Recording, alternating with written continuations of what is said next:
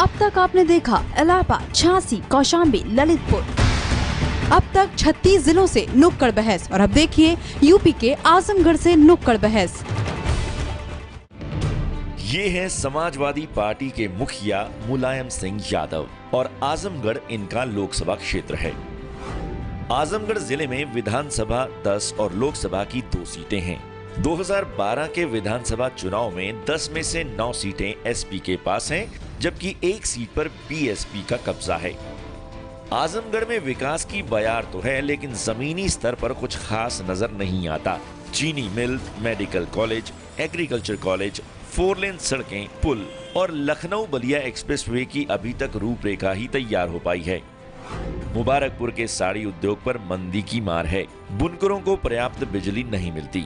जिले के 2 विधानसभा क्षेत्र सगड़ी और गोपालपुर काफी समय से बाढ़ प्रभावित हैं।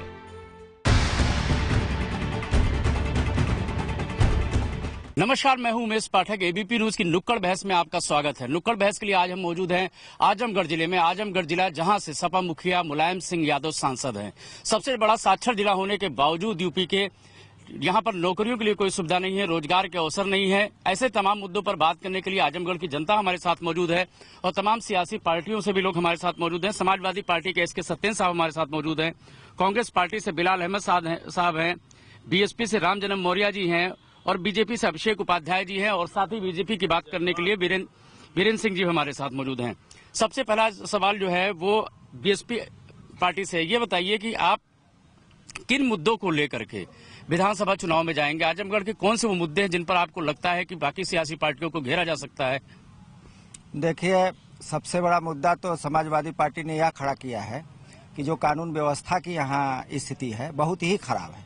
आम आदमी एकदम सुरक्षित नहीं है और इनके जो नौकरशाह हैं, पुलिस हैं, यह सारे लोग केवल एक एजेंट की तरह जो है सरकार का काम कर रहे हैं और केवल समाजवादियों की बात सुन रहे हैं। इसलिए आम जनता की बात नहीं सुनी जा रही है और इसलिए अपराध बढ़े हैं। गुंडे माफिया पूरी तरह से कानून व्यवस्था को अपने हाथ में ले लिए हैं। कानून व्यवस्था एक बड़ा मुद्दा है।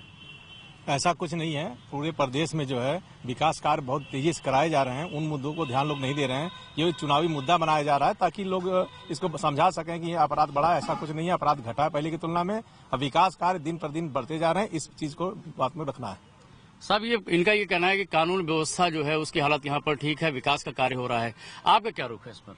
कानून व्यवस्था बहुत यहाँ ही खराब है। उत्तर प्रदेश की तराई मची हुई है। पूरा प्रदेश जो है इस गुंडा राज से त्रस्त है और उसके खिलाफ क्योंकि सपा, बसपा और भाजपा को यहाँ की जनता ने देखा है और मौजूदा 2 साल से जो केंद्र की सरकार है, जिसने जो छलावा दिखाया, जो भुलावा दिखाया, जिस तरह से विकास के नाम पर विनाश का काम कर रही है, साम्राज्यता का माहौल पूरे उत्तर प्रदेश में खड़ा करके चुनाव जीतना चाहती है, उसके खिलाफ यहाँ की जनता लामबंद हो रही है और कांग्रेस के लोग लामबंद हो रहे हैं। अभिषेक जायसवाल जी, सीधा इन्होंने आरोप लगाया है कि भारतीय जनता पार्टी सांप्रदायिक ध्रुवीकरण के नाम पर चुनाव जीतना चाहती है और माहौल खराब कर रही है। आपका क्या कहना है इस पर? देखिए, सांप्रदायिक ध्रुवीकरण की जहां तक बात है, यह कौन कर रहा है? पूरी उत्तर प्रदेश की जनता इस चीज को देख रही है कि सांप्रदायिक ध्रुवीकरण, चाहे मथुरा को लेकर के चलिए, चाहे आप यहाँ के खुद्दारपुर को लेकर के चलिए, हर जगह जो है कि यह सरकार अपनी विफलता में पूर्ण रूप से कामयाब हो रही है। कानून व्यवस्था के नाम पर ध्वस्त हो रही है और जो सांप्रदायिक तनाव का जो चोला ओढ़ करके हर सांप्रदायिक तनाव में एक मूल बिंदु आ रहा है कि जहां भी होता है दलित और पिछड़ा हर सांप्रदायिक तनाव में मारा जाता है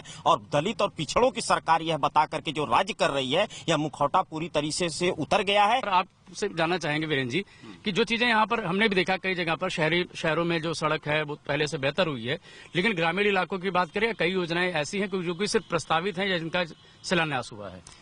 ये लोग अपनी जिम्मेदारियों से हटने के लिए बार बार केवल प्रस्तावित करते हैं। मैं एक छोटा सा उदाहरण देना चाहता हूँ। यहाँ विश्वविद्यालय की मांग यहाँ के लोग कर रहे थे। कोई भी जिला साक्षर होता है वहाँ की जनता से पढ़ाई लिखाई से। विश्वविद्यालय तो सपा के लोग बनवा नहीं सके, इसके बाद कहते हैं हम प्रस्तावित है। क्या प्रस्तावित है ये वही जानते हैं। यहाँ न सही सड़क है, न यहाँ विश्वविद्यालय है, यहाँ न शासन प्रशासन सही से काम कर रहा है। सिर्फ केवल व्यक्ति विशेष और पार्टी विशेष के लिए कार्य हो रहा है। रामजन्म जी, आप क्या कहेंगे इस पर? इनका ये कहना है कि तमाम स्कीम स्टार्ट की जा रही है, लेकिन आजमगढ़ को आखिर क्या मिल रहा है? आजमगढ़ के मुद्दे क्या हैं? ऐसा है कि मैं सड़क के माने में तो यह कहना चाहता हूँ कि मैं भी आजमगढ़ का हूँ, नगर में रहता हूँ, रोज रहता हूँ। अगर यह सरकार केवल जाँच करा ले कि यह 4 साल में इस नगर के सड़कों को जो बनवाई है और उस पर कितना पैसा खर्च हुआ है, जितना पैसा उत्तर प्रदेश गवर्नमेंट ने दिया है उतने में तो आजमगढ़ इतना अच्छा हो गया होता कि आज जो है दूसरे बड़े शहरों से यह अच्छा होता। लेकिन यह केवल समाजवादी जो ठेकेदार हैं उनको पैसा कमाने के लिए यह लोग वहां से पैसा भेज रहे हैं और यह लोग अब मनमाफी काम करके पैसा कमा रहे हैं। एक उदाहरण मैं आपको देना चाहूंगा। ठीक है, इस पर जवाब लेते हैं। आपके ऊपर ये आरोप लगा रहे हैं कि जो समाजवादी ठेकेदार हैं केवल उनको ही स्कीम का फायदा मिल रहा है, जो काम है गुणवत्ता है उसकी भी जांच कराई जानी चाहिए। इनके आरोप कितना सही मानते हैं? मैं तो आप लोग से खुद क्वेश्चन करना चाहता हूँ कि आजादी के बाद से आजमगढ़ में क्या क्या हुआ? कुछ नहीं हुआ। यहाँ की जनता चाहे विपक्ष की पार्टी लोग भी स्वीकार करते हैं कि आजमगढ़ में विकास इसी में हुआ।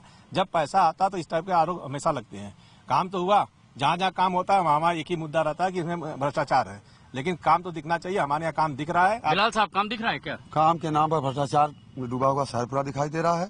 एक बार तीन बार उखाड़े जाते हैं, बार बार लगाए जाते हैं। तीन पैसे का इतना दुरुपयोग हो रहा है इस नगर पालिका में, देख करके तरस आता है कि इस देश का क्या होगा, इस प्रदेश का क्या होगा। चलिए जनता से भी कुछ सवाल लेते हैं, जनता से बात करने की कोशिश कर। जी, ऐसा है कि मैं आप लोगों का ध्यान दिलाना चाहता हूँ, जिले में जितने भी टेक्निकल विद्यालय हैं, चाहे बीटीसी केंद्र हो या पैरामेडिकल वाले हों या जो है पॉलिटेक्निक हो, सब में सरकारी फीस के अलावा 1-1 लाख 2-2 लाख 2.5 लाख तक डोनेशन लिया जाता है। इन दोनों सवालों का आप जवाब दीजिए। एक तो इनका ये कहना है कि भ्रष्टाचार व्याप्त है, दूसरा ये कहना है कि जितने भी शिक्षण संस्थान हैं वहां पर डोनेशन लिया जाता है। आप वकालत करते हैं कि बच्चियों के पढ़ने की और तमाम साक्षरता अभियान आप चलाते हैं, बावजूद इसकी तस्वीर आपके आजमगढ़ जिले किस तरह की है?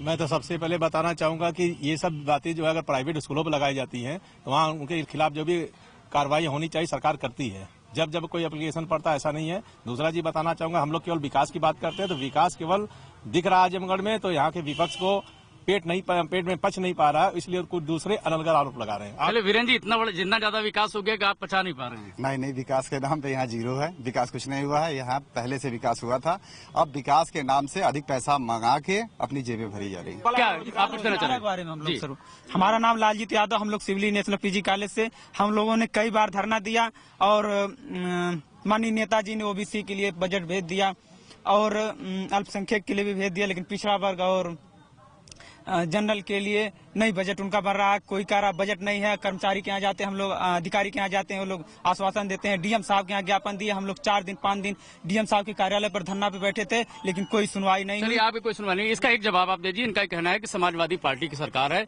समाजवाद की आप बात करते हैं, बावजूद इसको जो हक मिलना चाहिए समाज को वो नहीं मिल पा रहा है। ये तो पूरी तरह से गलत है कि समाजवादी पार्टी ही सभी लोगों की करती है, और जो भी है आजमगढ़ में नहीं पूरे प्रदेश के लिए योजनाएं जितनी लागू हुई, चाहे अल्पसंख्यक वर्ग हो चाहे कोई भी वर्ग हो, सारी योजनाएं जो है प्रदेश में समाजवादी पार्टी। राम जन्म जी, आपको लगता है भेदभाव हुआ है? अरे बिल्कुल भेदभाव हुआ। हर थानों पर यादव जो है यशो नियुक्त हुए हैं और यादव जी ले जाएंगे रपट लिखाने तो पता चलेगा कि यादव के खिलाफ कोई रपट लिखने के लिए तैयार नहीं है। सारी जमीन समाजवादी कब्जा कर रहे हैं, गरीब आदमी त्राही त्राही कर रहा है। अब की इलेक्शन में इनको पता चल जाएगा कि इन्होंने जितना विकास किया है।